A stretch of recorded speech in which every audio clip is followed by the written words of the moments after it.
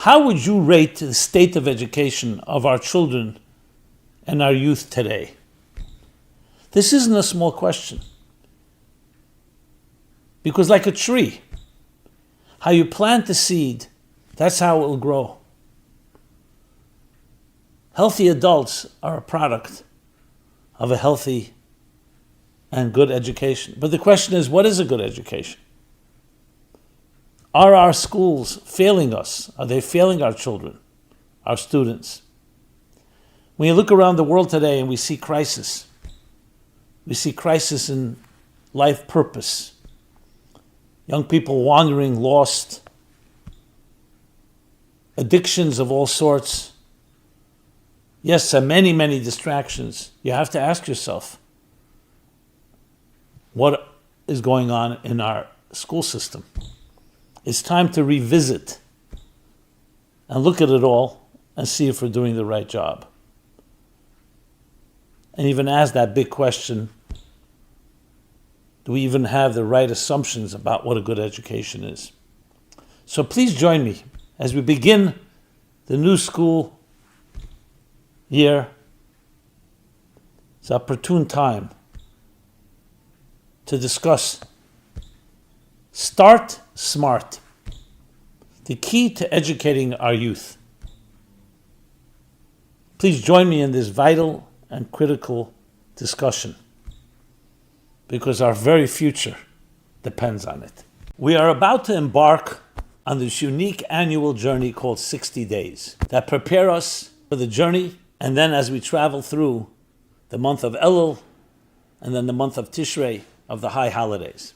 I've written a special book called 60 Days, a spiritual guide to the high holidays, to help us travel on this journey. But this year, there's something special. Its message could not be more timely. We're living in difficult times. Our brothers and sisters are under threat in the Holy Land in Israel. Jews everywhere, as one family, we all feel it, wherever we may be, the rise of anti-Semitism. There are many things that are uncertain, unpredictable. So please join me in this journey, 60 Days, a spiritual guide to the high holidays. When you think of the state of education today, how would you rate it? The education of our children, of our youth, of our entire school system, from preschool to the early age schools, middle school, high school, and of course higher education, colleges and universities. And the best way to measure that is by looking at the products. What do our children look like? What are these schools producing? So it's a good time as we begin the new school season to ask ourselves and revisit the very state of affairs in our education system. But I think the most important question that we have to begin with is, what is a good education? It's already been pointed out by many educators and scholars and child psychologists that our very Western education system is a lot to be desired. It was one of the TED Talks that became very popular by a British psychologist, where he points out something really fascinating, but also very tragic, that our modern school system, which is called elementary school, for a reason, because elementary was connected to a military term, was built by Napoleon, shaped and crafted by Napoleon, by Frederick the Great, as they were looking to educate the next generation of soldiers, of military. So the focus and the main courses taught to children were functional sciences, mathematics, engineering, to create efficient military people.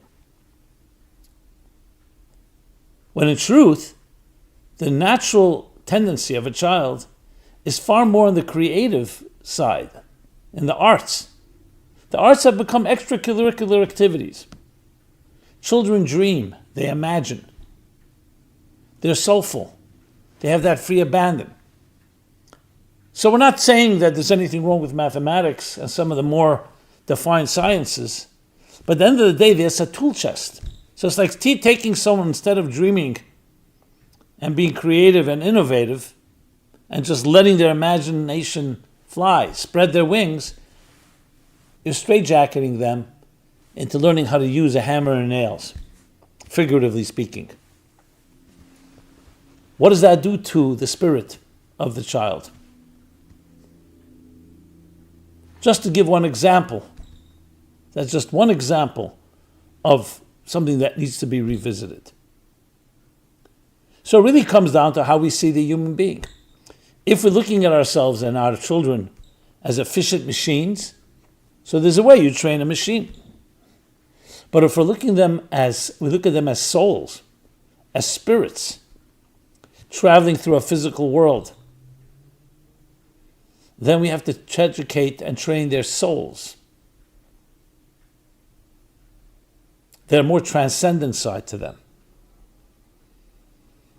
So I would submit that if you don't nourish the soul more than you do the body, you will have an aimless life. And a child with an aimless life can never really find true happiness. Doesn't mean you can't be efficient. It doesn't mean you can't make a lot of money. But there will be a gaping hole in our souls, in our spirits, in our hearts. So when we ask the question, what is the key to education? Many people would answer, information, knowledge, data. A new child, meaning a newborn, doesn't have any information. They're ignorant. So we need to feed them information. We have to download data. Whether starting with the ABCs, the basic numbers system, and then growing from there. How to read, how to gain knowledge. So no one's denying that knowledge is not a critical piece. But is that really the heart and essence to good education? I suggest no. Something far more important than knowledge. And that is not facts and data, but how to think.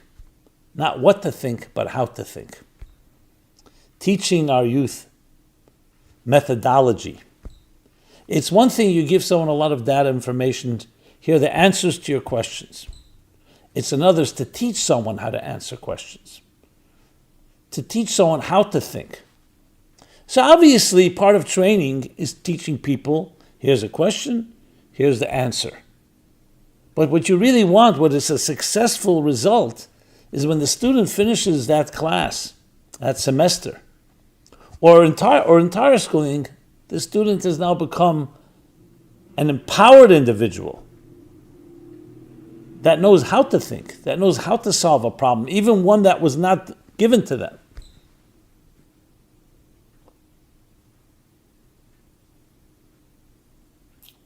Without a particular order, the second point would be, as we mentioned before, the feeding of the soul of the person, the passion. Yes, you could be very proficient in the sciences, in the physical sciences, in the social sciences, and political sciences, in history and literature, and go through the entire list of subjects that students study. But where's the soul? Are you passionate about life? What are your values? I don't know if this is urban legend or not, but Bertrand Russell famously or purportedly responded when he was summoned by the ethics committee in Cambridge. He was caught doing something unethical, having a relationship with one of the students. And they said, Professor Russell, or Dr. Russell, all the titles. You're a professor of ethics, of morality. How could you yourself behave in such an immoral way? And he responded, as I said, purportedly. He said, I also teach mathematics and I'm not a triangle. Classic. An example that knowledge is not connected to behavior. Now, no one's going to ever be as perfect in their behavior as their ideals are. That's what an ideology is. An ideal is always going to be more than you actually are. But at least it's an ideal. We shouldn't deify and celebrate our dissonance and disconnect. But he had no problem saying so, because science actually prides itself in that type of objectivity. Don't look at me. I am studying behind a slab of glass the properties of some phenomenon or of some individual or some community. Has nothing to do with me. Contrast that with Maimonides. Maimonides writes, if you want to know who's a wise person, what's the criteria? What's the litmus test? So many people would answer their brilliance, that they are erudite, their ability to communicate, to make a good argument, well-sourced, well-cited, their depth. I mean, the list goes on in that context. Says Maimonides, the truly wise person, look at their behavior, how they walk, how they talk, how they deal in business, how they eat and how they sleep, and how they engage with others. And you think, what's the connection? Well, today they call it emotional intelligence, not just intellectual intelligence. In other words, not just IQ, but EQ. Not just being book smart, but having common sense. Understanding that life is not just about a computer. A machine can crunch numbers better than any mind. And the debate about AI is actually about that. I've discussed this as well on this platform. If you're talking about building a better machine, machines will ultimately surpass all human achievements. But if you're talking about the spirit, the heart, the soul, that's a whole other story. So the second point, in addition, teaching methodology, teaching an approach to life, how to think, obviously connected to this point of feeding the soul of the student. And the soul is defined by the person's passion, values, what do you stand for, how you treat others, not how smart you are alone, not just smartness. And the third point is the empathy, that all knowledge divorced of empathy is missing, it's missing an important component. The very knowledge is compromised. One of my favorite expressions, people don't care how much you know until they know how much you care. To take it to the extremes, look at the Nazi ideology. Scientists, professors, doctors, medical people who've taken vows and oaths to protect life.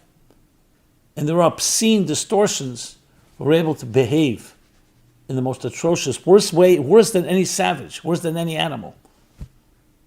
In the name of science. That's a science without a soul. That's a science without a heart. And I would say that's a science also without a real methodology. Yes, maybe a methodology theoretically, but lacking the entire dimension of understanding that knowledge at the end of the day is about experiencing a reality greater than yourself. It's not about knowing a lot. Part of that is knowing. If you don't know more, so then your horizons will be limited. So knowledge helps you get to a place that's beyond what you were a day before, like climbing a mountain. And now you suddenly see a broader horizon. As you climb further, you learn more. You learn how much more there is to know. It's actually an exercise in humility. It's an exercise in growing and expanding our horizons and our possibilities. Ultimately, it's about experiencing a reality greater than yourself. That's actually the way the mystics explain what is called chachma, the Hebrew word for conceiving, for conception, cognitive conception. To the point that the word chachma in Hebrew made up of two words, Koach ma, the power of what? It's like that what, when an idea falls into your head. Where did that come from? What was that? It's a sense of awe, of reverence, of the mystique and the mystery of a reality greater than my own subjective self. If a school does not teach that to our children, then it's failing. Doesn't matter how brilliant those children come out, how much knowledge they have. If they're unable to experience a reality greater than themselves, so now their selfishness and their narcissism is driven by a lot of knowledge. You'll see, when you don't have that sense of awe and humility, then knowledge becomes part of your arrogance and only feeds the monster. And that's what leads to so many problems. It could very well be, and this is not the place to go into an analysis, that due to the distortions and the corruption of religion and faith for so many centuries, as the Enlightenment rebelled against that, so they rejected a corrupt approach to God, replacing it with worshiping our intelligence. But the price that was paid for that, so even if it's legitimate, the price that was paid, what do you replace it with? Human subjective interests? Trusting people? So I'm not arguing the fact that corruption should be rejected, including corruption of faith and religion. But what real intelligent people should have discovered, that we have to reclaim a true God, reclaim the true mystique of existence. As many scientists will say, the more I learn, the more I am humbled in the presence of a design, of a reality so much far greater and far more magnificent than I will ever be able to imagine. To always have that sense of awe, that sense of humility. So if we look at education, those 3 points that I've made, number one, teaching people not what to think, but how to think. Methodology versus facts and data.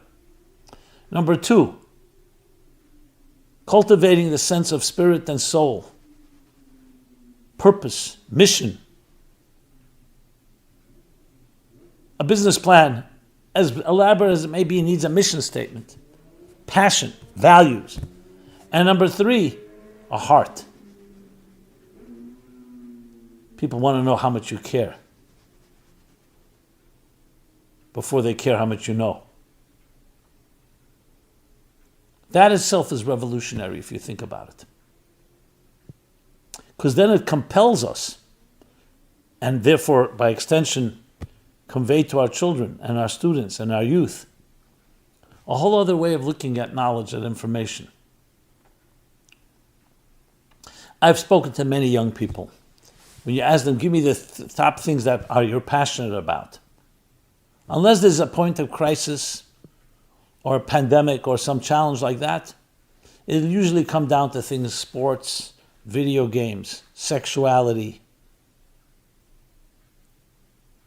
in the entertainment world. Now, in some ways, that's a blessing, because we live in a time where there's no war going on in this country, so we don't have to fight. We don't have to fight for our values, and therefore we don't have to crystallize them. But the downside, it creates a profound cosmic lethargy. When I say cosmic, I don't just mean it on the cosmic level, I also mean it on a personal level. A psychological, emotional, and spiritual bankruptcy. Lethargy, apathy, maybe the best word. We're comfortable. There's nothing, no sense of urgency. So that's the blessing, that we don't have to fight a war, that we don't have a crisis. But the downside is, apathy is the kiss of death. Like the fellow who asked his friend, what's worse, apathy or ignorance? He said, I don't know and I don't care. The kiss of death, indifference, complacency. A human being, the spirit of a human being, the spirit of existence itself is pulsating. Look at a cardiogram. Constant wave. You don't want a flat line.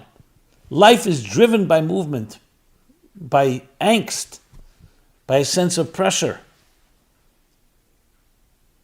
by tension and resolution. Yes, we want it to be balanced, not extremes. But life is not about an equilibrium that has no ups or downs. like the heartbeat, contraction, expansion, like the breath, inhale, exhale. That's what our children need to be taught. How to inhale, how to breathe, and how to exhale. How to look up to something greater than themselves and then do whatever you can to try to gain access to it. And then only to discover there's the next step, and it's a lifelong journey. These are some of the key elements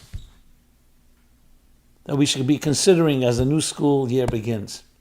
Educators, principals, community leaders, clergy, but perhaps above all, parents. Though it's a partnership between the schools and family, but parents at the end of the day are the ones that care most about their children. And parents can do a lot. Obviously, you're paying the school, you're paying tuition to have the school do it, but don't think the school can replace you. The children spend much time at home. They wake up at home, they go to sleep at home, hopefully. Now, if you can create a partnership between a school and the family to together join forces in educating our children in this fashion, I would say shaping our children, allowing them to be the flowers, the music, the beauty that they really can be. In Michelangelo's words, when he was asked, how do you sculpt those beautiful angels in the marble? And he said, I see the angels trapped in the marble and I carved and set them free. That's what every parent, every educator should be doing. We are gardeners. Gardeners don't create flowers. We don't create beauty. But we carve. We get rid of the excess. We weed the garden and we nurture and water it and cultivate it. That's what we need to do with our children. Let them emerge. We're not creating them, not controlling them. You're providing the environment in which they can blossom, which they can thrive. So all of this adds up to a radically different approach to education that most of us have grown up with. Remember, we teach what was taught to us. How many of us really go back to the drawing board and challenge and question what we should be doing and how we should be doing it? But that's exactly what we need to do. Because ultimately, the greatest thing that you will do in your life is the way you shape the next generation. All the businesses we build, all the vacations we take, all the money we make, and all the material possessions that we gather, these are all temporary forces. What remains forever, the mark you make in the universe, is the mark you make on your children, on your students. And yet, unfortunately, it's the place where least emphasis is put. It's odd irony. The more permanent something is, the less we invest in it. And the more temporary, the more we invest. Perhaps it's that fickle nature of the superficial nature of the human being. We look at here and now, instant gratification, fast food, whatever happens. But again, that's for another time to discuss and analyze. What we need to emphasize now, as a new season begins, to rethink, to revisit, to reclaim. And when we do so, we will see tremendous, beautiful fruit of our labor.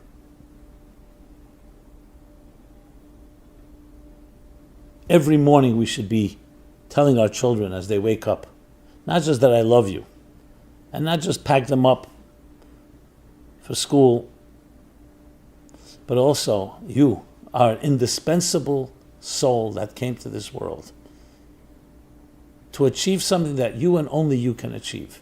And I am here as your parent, as your educator, as your adult, to be that gardener that helps create the right environment. Let's figure out what that mission is.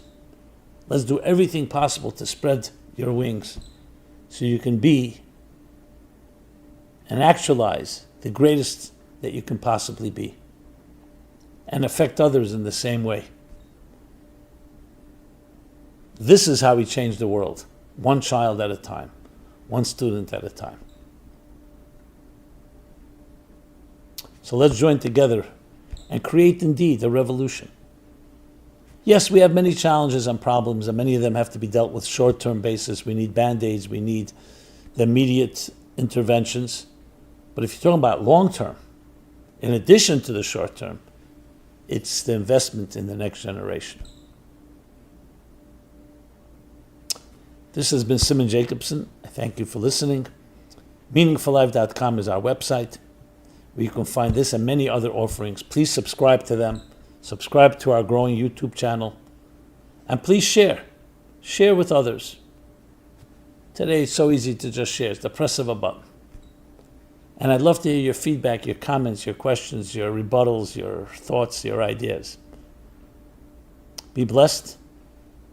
And may we use our energy and our time and our intelligence to build and shape a new generation that will far surpass all previous ones, because the focus will be on the true education of living up to our ultimate potential and fulfilling our unique mission until we all together, like in a great cosmic composition, fill the world with divine knowledge as the waters cover the sea.